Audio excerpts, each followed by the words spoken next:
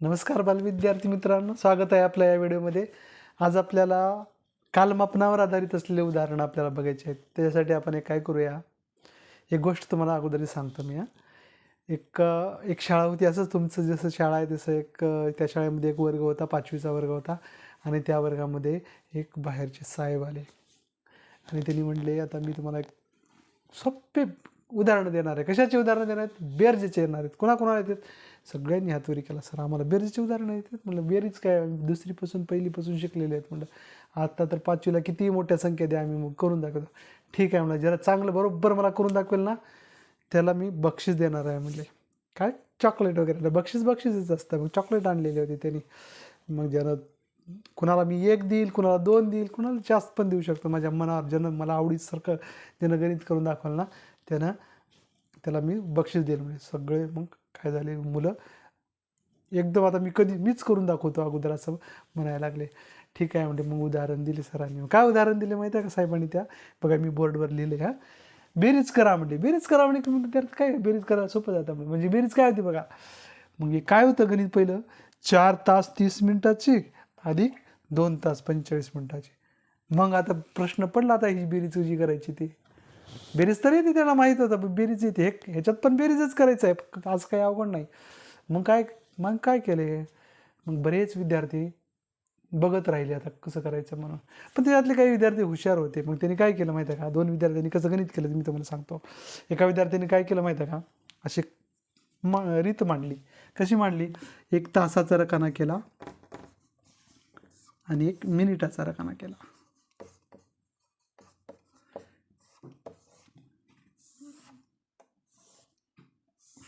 मग तासाचा रकान्यामध्ये काय होतं? 4 तास आणि 30 मिनटं होतं पहिल्या ह्याच्यामध्ये. तासाच्या ह्याच्यामध्ये 4 तास आणि मिनटाच्या ह्याच्यामध्ये 30 मिनटं लिहिलं. बेरीज करायची होती म्हणून बेरीजचं चिन्ह लिहिलं. 2 तास आणि 45 मिनिट, 2 तास 45 मिनिट. आणि त्यांनी काय केलं?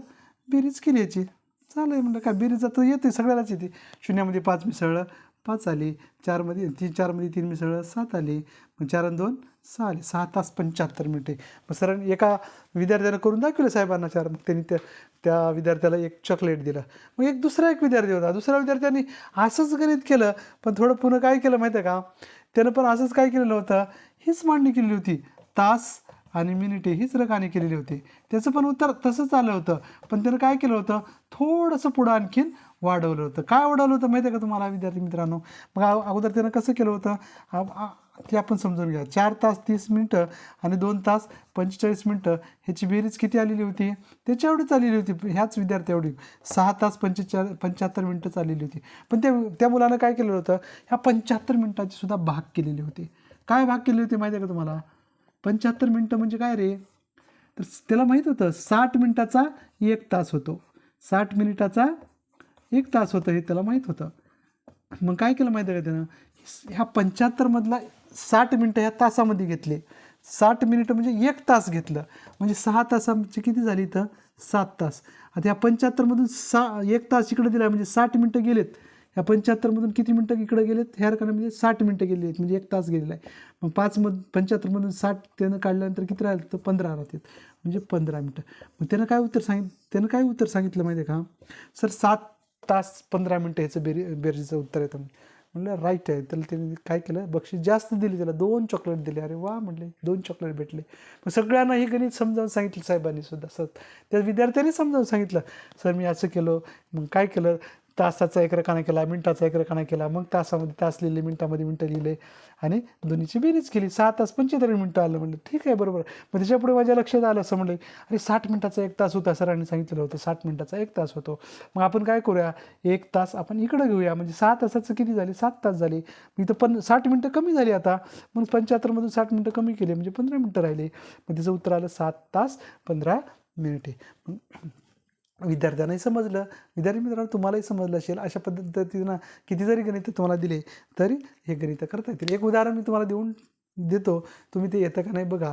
जर आलं असेल तर हा व्हिडिओ तुम्हाला समजला असं लक्षात येईल, आणि नाही आलं तर हा व्हिडिओ डबल बघू शकता तुम्ही. तर दुसरं उदाहरण मी तुम्हाला देतो. तर विद्यार्थी मित्रांनो, मी एक दुसरं उदाहरण काय दिलं बघा. 4 तास 50 मिनिटे अधिक 2 तास 15 मिनिटे. हे तुम्ही व्हिडिओ स्टॉप करू शकता, करा आणि नंतर तुम्ही स्वतः वही घेऊन पेन घेऊन हे उदाहरण सोडवा. जर बरोबर आलं, मी लगेच सोडून देणार आहे. जर बरोबर तुमचं आणि माझं जर बरोबर आलं तर समजायचं तुम्हाला गणित समजलेले आहे. आणि जर नाही समजलं असेल तर व्हिडिओ तुम्ही डबल बघू शकता. डबल बघितल्यानंतर तुम्हाला आपोआप असे उदाहरणं येणारच आहेत. तर उदाहरण काय बघा, 1 तासचा रकाना करायचा आहे आपल्याला आणि 1 मिनिटचा रकाना करायचा आहे. मग 4 तास आणि 50 मिनिटे असं पहिलं आहे संख्या. 4 तास आणि 50 मिनिटे याच्यामध्ये किती मिसळायचे आहेत? 2 तास 15 मिनिटे. सोपं आहे, असं काही अवघड असं गणित काय नाही. बेरीज सगळ्यांना येते ना, मग बेरीजच आहे, फक्त बेरीज आणि वजाबाकी आहे, थोडं दुसरं काय नाही. वजाबाकी म्हणजे थोडीशी वजाबाकी. 0 मध्ये 5 मिसळलं 5 आलं, 5 मध्ये 1 मिसळलं 6 आलं, 4 आणि 2 6 आले. 6 तास 65 मिनिटे. आता किती सोपं आहे, 6 तास 65 मिनिट. ह्या 60 मिनिटाचा 1 तास होतो म्हणजे इथं 7 तास झाले आणि इथं 65मधून 60 गेले तर 5 मिनिट राहिले. इथं विद्यार्थी मित्रांनो, इथं माझी पेन चालत नाही, तुम्हाला जर लक्षात आलं असेल 7 तास 5 मिनिटं हे त्याचं उत्तर आलेलं आहे. जर तुम्हाला हे उत्तर तुम्हाला जर आलं नसेल तर हा व्हिडिओ तुम्ही डबल बघा आणि नंतर अशा प्रकारचे अनेक उदाहरणं आपल्याला सोडवता येतील. मनानं तयार करा आणि तुमच्या सरांना हे उदाहरणं दाखवा. विद्यार्थी मित्रांनो, हा व्हिडिओ तुम्ही लक्षपूर्वक ऐकून घेतल्याबद्दल तुमचे धन्यवाद.